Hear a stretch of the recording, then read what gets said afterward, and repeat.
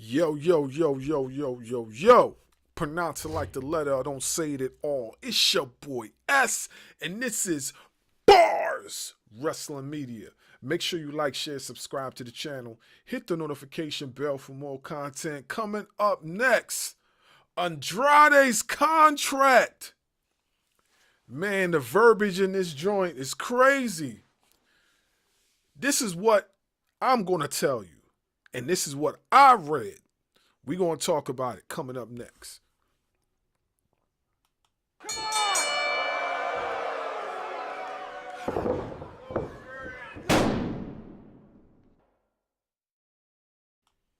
We back. Make sure you like, share, subscribe to the channel. Hit the notification bell for more content. So as you see on your screen here, Andrade is not in AEW at the moment. Technically, he's still under WWE contracting. That's what they're saying. Big shout out to Dedrian from City of Wrestling. Big discussion on his live earlier today, and we talked about it. And there's a lot of verbiage in this contract or wording that was used that if you're not paying attention and you're one of those type of people that just pay attention to numbers, you might be confused. So before we get into all that, I want to read to you exactly what was said in this report right here in front of us. So it says Tony Khan comments on Andrade's AEW WWE status after a non-complete report emerges. So let's go. It says right here, the ongoing saga with Andrade El Idolo. AEW contract status continues to evolve, and we now have official comment from AEW's side of the situation. Says Andrade returned to AEW earlier this month following his sudden WWE release, which was related to wellness policy violation.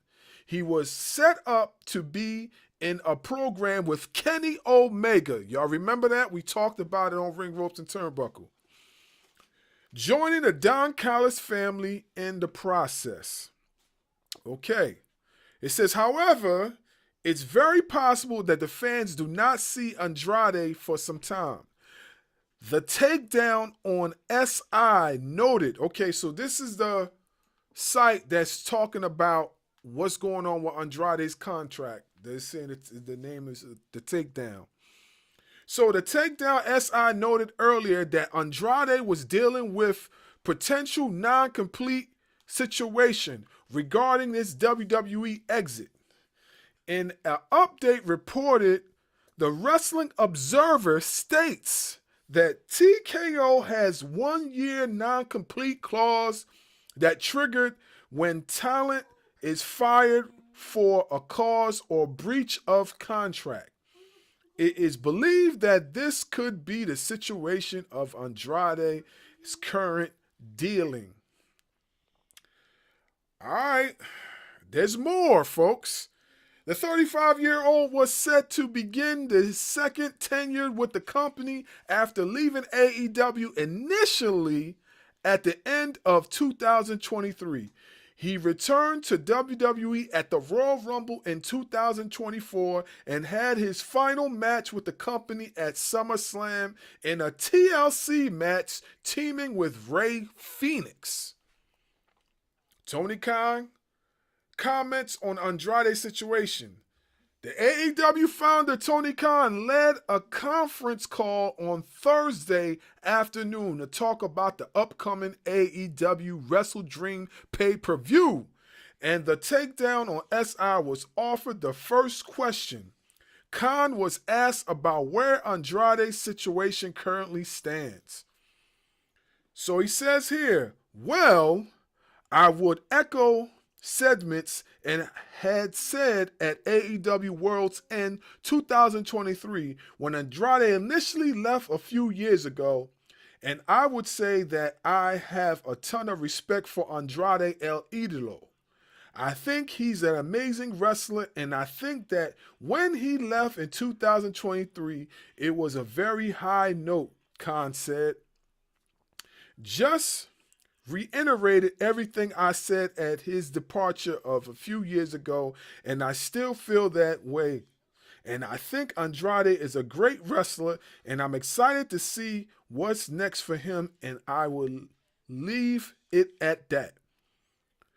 Khan offered to take down SI a follow-up question, which was used to ask directly whether or not Andrade was under AEW contract currently, and if the company was aware of the potential non-compete clause.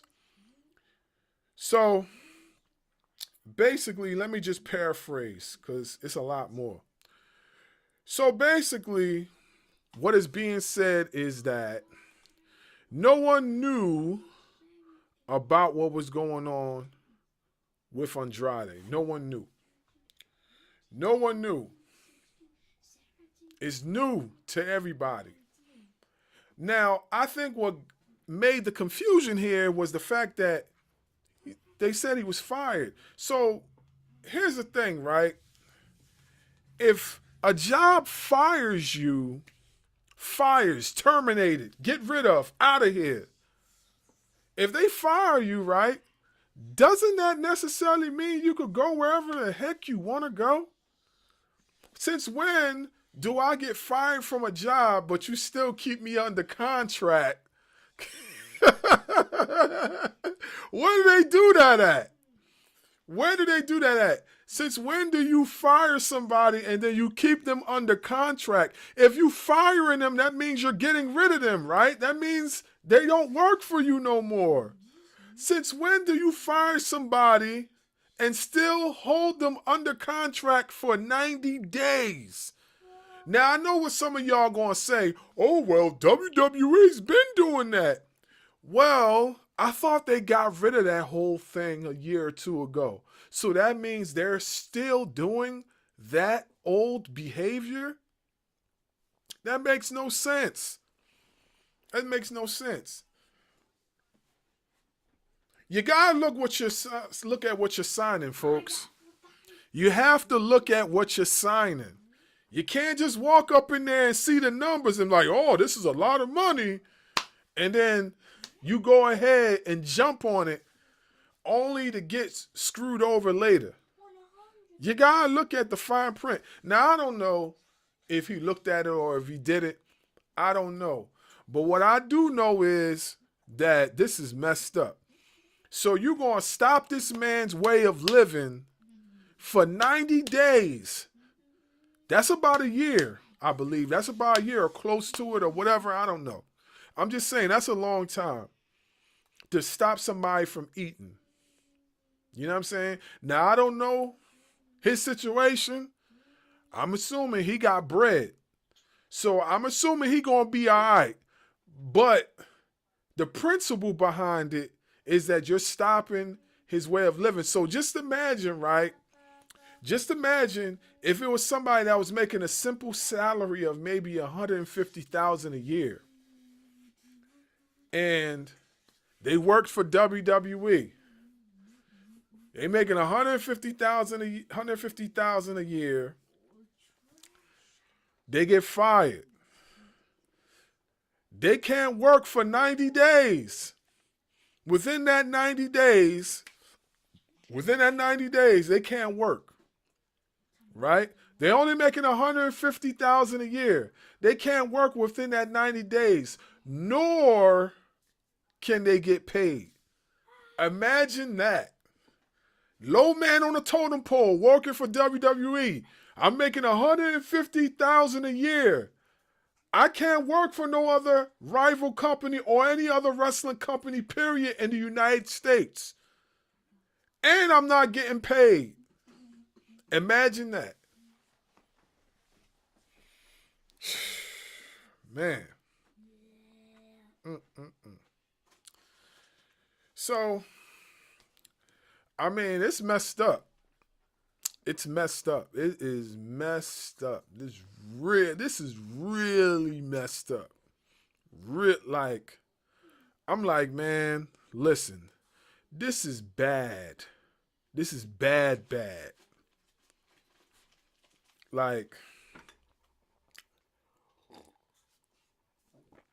I don't know what else to say.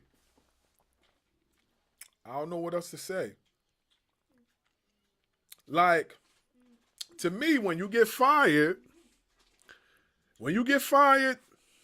that means you're done with the company. That means you can do whatever you want. But here's the kicker, though. The verbiage that's used in this is confusing, because when they say he was fired over the wellness policy, allegedly, when they said this, right, that means when you're let go, you could do whatever you want. But now they're saying, no, you can't do whatever you want because you're still with us for 90 days. And we're not paying you jack. Man, that's crazy. That is crazy.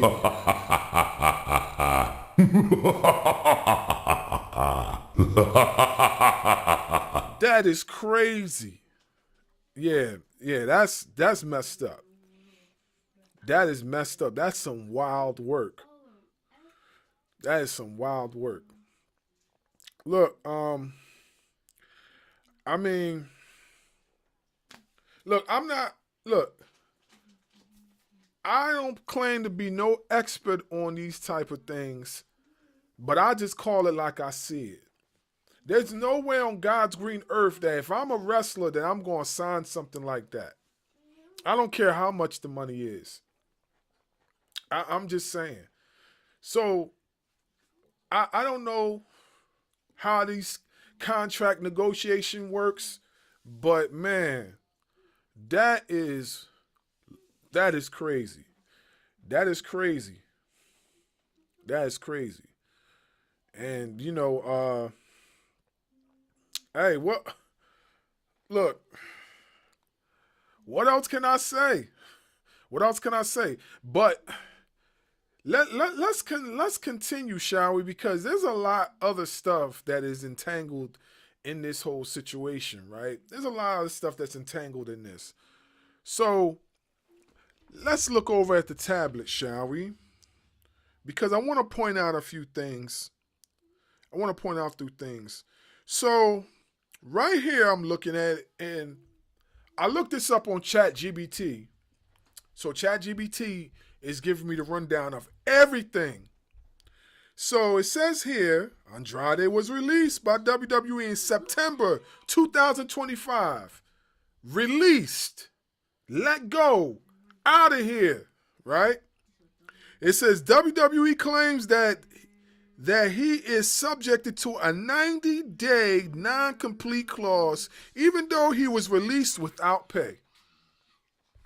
It says WWE apparently sent AEW a legal notice, cease and desist, over using Andrade on AEW programming. Some reports initially said Andrade's release did not come with a non-compete, but WWE later asserted it and did.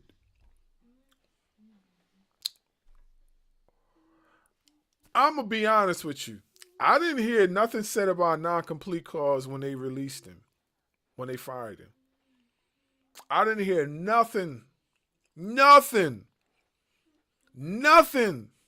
that was said. Usually, whenever they release somebody, you usually hear right after that, oh yeah, he can't compete for 90 days.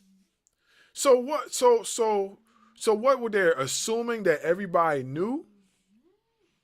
Assuming that everybody knew? Is that what it is? Is that what it is? Or is WWE being spiteful? Is WWE being spiteful? Let's just say that he appeared in another promotion. Would WWE have felt the same way? If he had appeared in MLW, would WWE have felt the same way? If he had appeared in Ring of GCW, House of Glory, I'm not going to say Ring of Honor. I was getting ready to say Ring of Honor, but Ring of Honor is still AEW. But if he had appeared in any of these promotions, would WWE have been boop, boop, boop, boop, boop, boop, throwing shots at him like this? Would he have been doing that? Hey, I don't know. I don't know. The funny thing is, right, within this whole time frame, right, he went to Mexico. He won the Crash heavyweight title, which I told you he did that. He won the Crash heavyweight title. So now he's the Crash heavyweight champion. I don't know. Maybe they might strip him of that title now because he can't do nothing. But technically, he should be able to because that's in Mexico, right? That's in Mexico, right? He should be able to because that's in Mexico.